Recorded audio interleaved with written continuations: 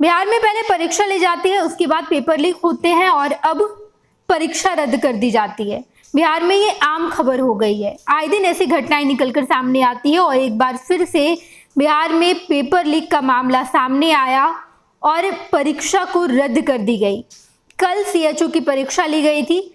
4500 पद के लिए ये परीक्षा थी, लेकिन कल 12 ऑनलाइन सेंटरों पर छापेमारी किए गए, 4 लोगों को गिरफ्तार किया गया और अब परीक्षा रद्द कर दी गई है।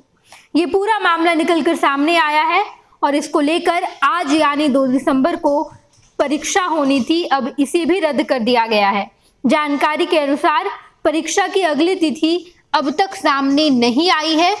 ऑनलाइन सेंटरों पर गड़बड़ी के साक्ष्य मिले थे, इस वजह से 4500 पद पर सीएचओ की बहाली के लिए होने वाली परीक्षा को रद्द करने का फैसला लिया गया। जिन सेंटरों को पहले से संदिग्ध माना जा रहा था, वहां भी परीक्षा केंद्र बनाए गए थे। इसके बाद पटना पुलिस की टीम ने रविवार को 12 ऑनलाइन केंद्रों पर एक साथ छापेमारी की। सूत्रों से मिली जानकारी के अनुसार टीम ने रामकृष्णा नगर समेत कई सेंटरों से 12 से अधिक लोगों को हिरासत में लिया है। वहीं 2 सेंटरों को सील भी किया है।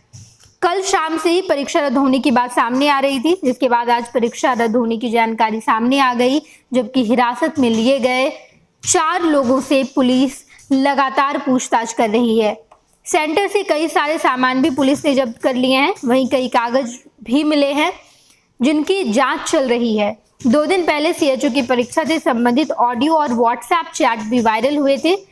इसके बाद राज्य स्वास्थ्य समिति ने सीएचओ को पत्र लिखकर जांच करने का आदेश दिया।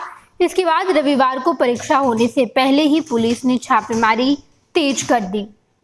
पेपर लीक की घटनाएं आए दिन सामने आती रहती है और हर बार एग्जाम के पहले पेपर लीक होता है, एग्जाम लिया जाता है, उसके बाद एग्जाम को रद्द भी कर दिया जाता है और ऐसे में जो अभ्यर्थी हैं उनके सामने बड़ी परेशानी निकलकर सामने आती है।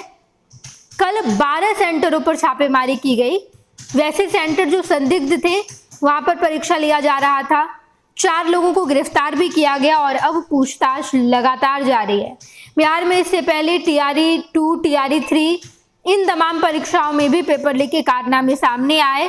पहले पेपर लीक किया जाता है और उसके बाद अभ्यर्थी को गाड़ी में बैठाकर एक ऐसे स्थान पर लाया जाता है जहां पर पेपर का आंसर बताया जाता है, आंसर रटवाया जाता है अभ्यर्थी को और उसके बाद उसी जगह से सीधे अभ्यर्थी सेंटर पर जाते हैं, परीक्षा देते हैं और पेपर लीक हो जाता है।